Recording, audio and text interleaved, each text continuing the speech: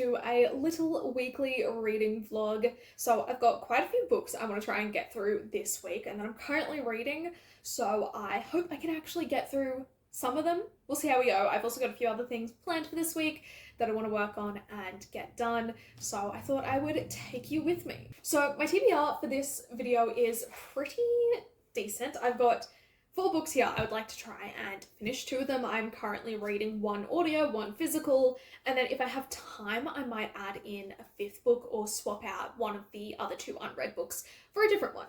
But starting with the ones I'm currently reading, I'm more than halfway through, about halfway through System Collapse by Martha Wells. This is one of the books in the Murderbot Diaries. I believe this is book 7. I could be wrong on that. Yeah, so this is book 7. I don't actually remember how many books are going to be in this series. I might put it up on the screen if I can double check.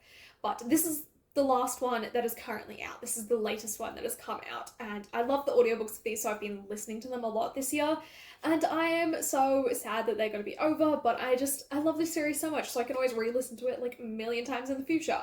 I'd eventually like to buy all of these in hardcover. I've only got this one in hardcover, and then I have a paperback of Fugitive Telemetry, but all the paperbacks are different heights, and I like little hardcovers of novellas, so I feel like this might work, but I'm very excited for this. I know they're also releasing paperback omnibuses, like bind-ups of the novellas, so I might actually end up buying those instead and just get Network Effect, which is the other full-length novel in this series.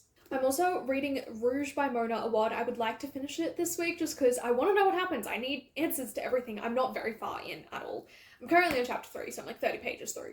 But I read Bunny a month or 2 ago. I read it in October and I really enjoyed that. And this was the next one I wanted to get to because it's the one out of her books that interested me the most. This is about a woman who has had a skincare obsession and skin obsession for as long as she can remember and all throughout her life. Her mother is similar in the way she's very obsessed with beauty and how she looks and presents herself and mirrors. They both have that obsession with mirrors, and Belle, her mother, ends up dying. She returns to California and finds out that her mother was involved in this cult, and then she joins it as well and gets sucked in to try and find out what happened.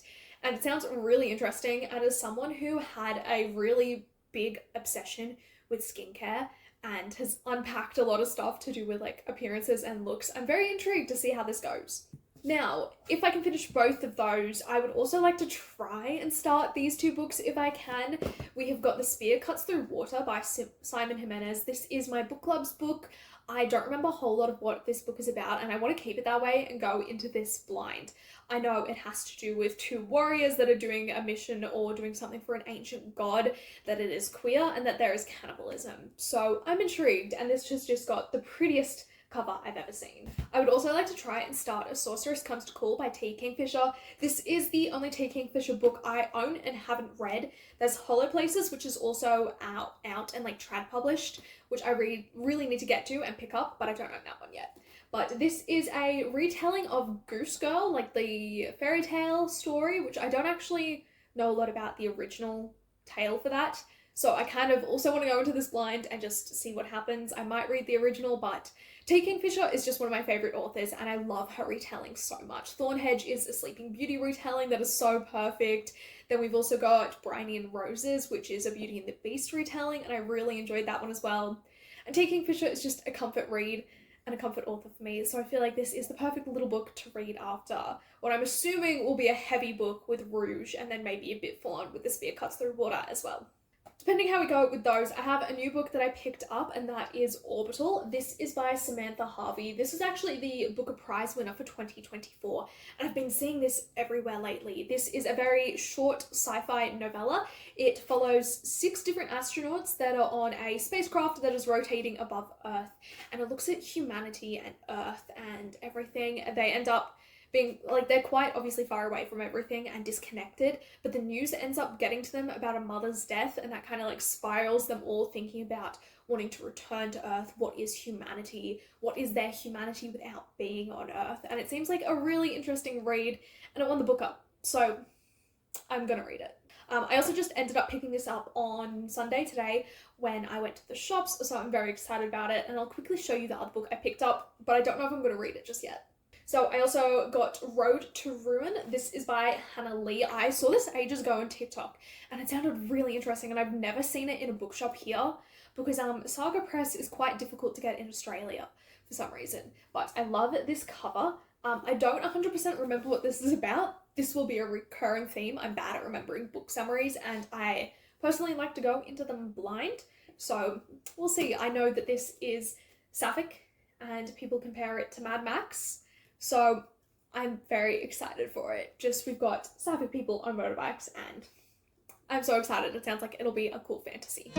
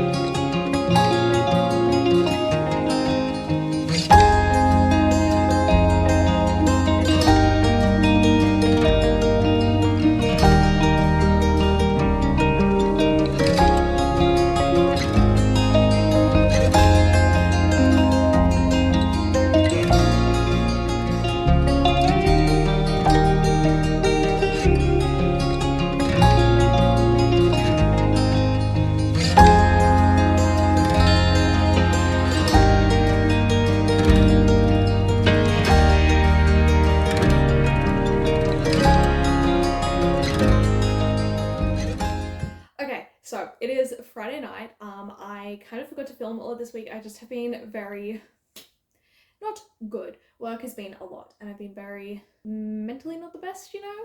So I've been struggling with reading because of that, because every time that happens, I either read heaps or I read like nothing. But I did manage to finish one book. I think I finished this on like Tuesday, but that was System Collapse by Martha Wells, which is book 7 in the Murderbot Diaries. I just love Murderbot so much. This was so fun, so good, and I'm so sad that I've read all of the ones that we currently have out. But that is the only book I finished this week. I've made some more progress in Rouge. I'm like almost halfway. I'm just into part 3 now. I have been enjoying this. I find it really interesting. It reminds me in a lot of ways of things like The Substance, or even some elements like Death Becomes Her. I think I just might take a little break and read something else, you know? But I'm considering reading either A Sorceress Comes to Call by T. Kingfisher, but I've also been really wanting to read Orbital by Samantha Harvey. I can't remember if I've spoken about it yet or not, but me and my partner ended up watching Life on Sunday night, and I really enjoyed that. And I know this is not at all the same. Life is like a sci-fi horror. This is just a sci-fi and more commentary about life and humanity. But I really enjoyed it, and it made me really want more sci-fi, especially with finishing System Collapse. So maybe I'll get to Orbital. But like I said, I haven't been doing too great this week, so I'm maybe thinking of starting a non-fiction. Specifically, You Will Get Through This Night by Dan Howell, as in Dan is not on fire, Dan Howell. I pre-ordered this actually, and I haven't read it, and I feel like it could actually help because a lot of the things that he has spoken about I have also related to. So I feel like maybe I should read this, that now might be a good time for it, but we'll see. I want to do some reading this weekend. There's so many books I really want to read. I might also try and start The Stone Sky. I'm doing a buddy read of that with a few people, and I know one of them has started it, but I haven't checked in a while, so maybe I'll get to The Stone Sky, which is the 3rd book in the Broken Earth trilogy. That's kind of where I'm at. Friday night, like I said, plans for the weekend. Not much. It's meant to be really, really hot in Canberra this weekend. We've got a bit of a heat wave coming. Monday's meant to be the worst. I think it's meant to be like 39 degrees, which I'll be at work all day, so thank God for that. But Saturday, I think maybe going into the city. I need to get a Christmas present from my partner still, from my father, because we couldn't decide what to get him, so I'm just gonna find something in the shops and he'll give me money. What else? I need to wash my car. I'm gonna take it to a car wash though, because I really don't like using the other ones, like the drive-through car wash, not the manual ones that you do yourself. I just hate doing it and it's annoying. And then we also got to do grocery shopping and probably go swimming this weekend since it is meant to be so stinking hot.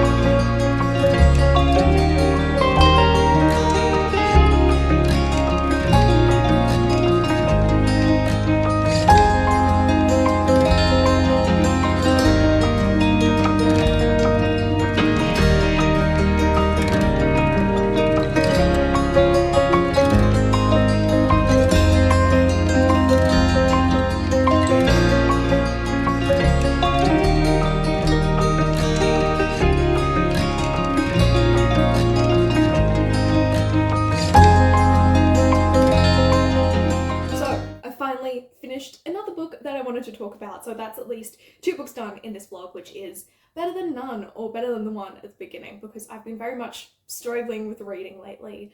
But I read Road to Ruin by Hannah Lee and I really enjoyed this book. I ended up trying to read Orbital over the weekend and just wasn't feeling it. It's just quite wordy, as it's very like literary sci-fi, and I just wasn't really in the mood for that and was honestly kind of struggling just with paying attention and understanding. My brain has just not been very engaged or switched on, but this has fixed it. I just had so much fun with this. So Road to Ruin is like a Mad Max inspired fantasy. We've got lots of queer characters as well. We follow Jin, who is a courier. Her job is to take letters through the wastelands in between these different regions. And she's one of the few people that can control these bikes and do it. So she has been working for a prince and a princess who are exchanging letters. They haven't seen each other in quite a few years after something that happened when they were younger. And they've begun exchanging letters again. And we slowly get to explore their relationship through those letters, as well as through Jin's eyes. And we follow Jin when she is asked by that princess to help save her and help her escape.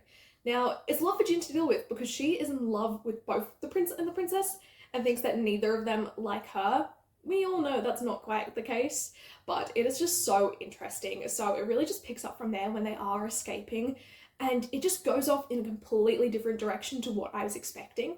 And I really, really enjoyed it. We've got such a good exploration of this world and its history, its magic system, its class issues as well. That's a very big discussion in this, as well as women's rights and the way that a lot of women are treated in this book.